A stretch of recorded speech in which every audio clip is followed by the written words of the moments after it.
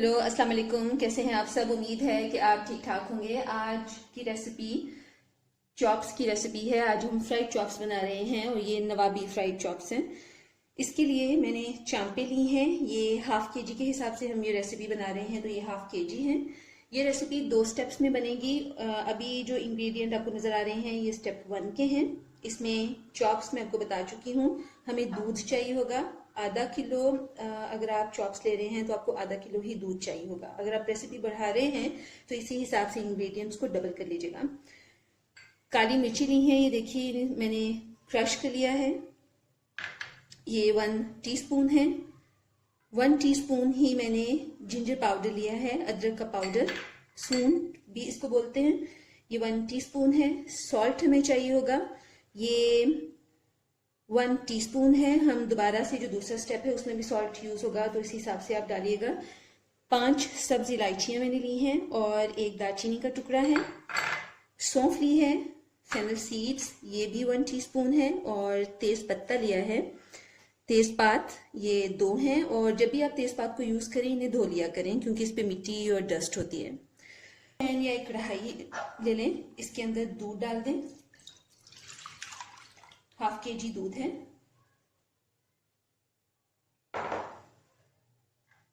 Salt,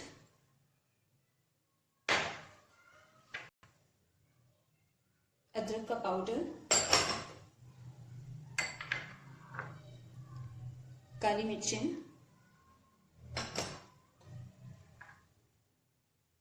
इलायची और दालचीनी, सौंफ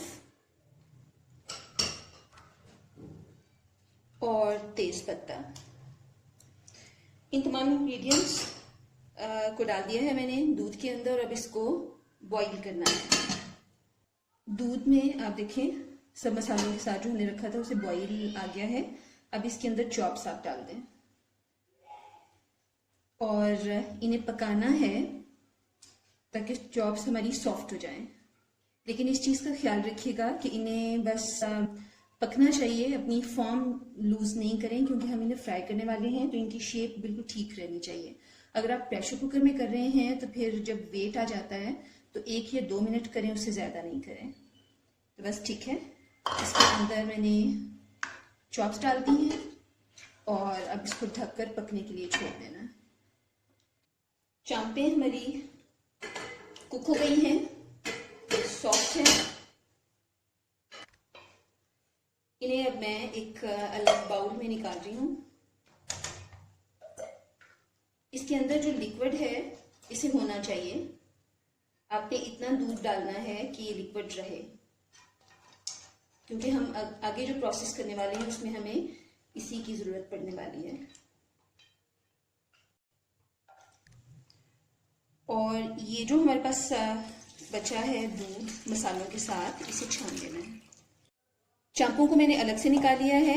ये दूध है जो हमने मसालों के साथ मिलाया था, इसे ठंडा कर लिया है। ये जो आप देख रहे हैं ये जिंजर और गार्लिक पाउडर है। जिंजर पाउडर और गार्लिक पाउडर ये हाफ टीस्पून आपने लेना है। कम क्वांटिटी में इसलिए ले रहे हैं कि इसमें भी हमने डाला था जिंजर और गार्लिक और मसाले, इसके अंदर भी फ्लेवर है, इसलिए हमें इसकी इतनी क्वांटिटी चाहिए होगी। मुझे पर्सनली वो रेसिपीज बहुत पसंद है जिनमें मसाले कम यूज किए जाते हैं। उससे ये होता है कि जो भी बेस है आपकी, चाहे वो दाल हो, सब्जियां या मीट, आपको उसका एक्चुअल फ्लेवर मिलता है। वरना मसालों का फ्लेवर इतना हो जाता है कि जो चीज़ आप पका रहे हैं उसका अपना जायका खत्म हो जाता है। सॉल्ट लिया है मैंने, ये हाफ टीस्पून है, क्योंकि इसके अंदर भी सॉल्ट है। ये इसके अंदर भी नमक होगा क्योंकि ये नमक में पकी है। ये कॉर्नफ्लोर है, कॉर्नस्टार्च भी इसे बोलते हैं, ये 2 टेबलस्पून मैंने लिया है। मैदा है, व्हाइट फ्लावर, ये भी 2 टेबलस्पून है। 1 अंडा हमें चाहिए होगा। ये ग्रीन चिली पेस्ट है, इसके अंदर लाल मिर्चें नहीं जाएंगी, इसी के साथ इसका फ्लेवर आएगा। ये ब्लैक पेपर पाउडर हमें चाहिए होगा। 2 टेबलस्पून रोज वाटर हमें चाहिए होगा। और बस ऑयल चाहिए होगा हमें फ्राई करने के लिए। अंडा डाला है मैंने 1, इसको आप बीट कर दें अच्छी तरह से। इसके अंदर ये मिक्स हो जाएगा। अभी फिलहाल हम इतना डाल रहे हैं क्योंकि हमें इसका एक बैटर बनाना है। साथ ही इसके ये मसाले जाएंगे, ginger powder and garlic powder, salt कम रखें, ज़्यादा नहीं होना चाहिए, कॉर्नफ्लोर 2 टेबलस्पून मैंने आपको बताया है,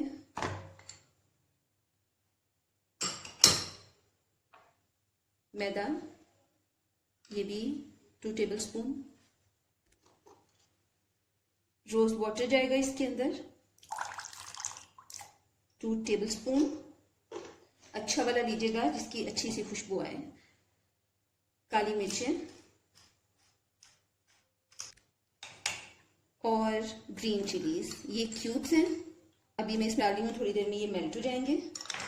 आप ताज़ी पिसी हुई भी डाल सकते हैं। और ये एक बैटर बन गया है और इसे थिक बैटर नहीं होना चाहिए, ये ऐसा रनी होना चाहिए, क्योंकि हम नहीं चाहते हैं कि जैसे इसके ऊपर हमारी जो चांपे हैं ये पता चलना चाहिए कि चांपे हैं। अगर ये बैटर ज़्यादा गाढ़ा होगा तो फिर इसकी अपनी जो ये छुप जाएगी चॉप हमारी कोटिंग के अंदर।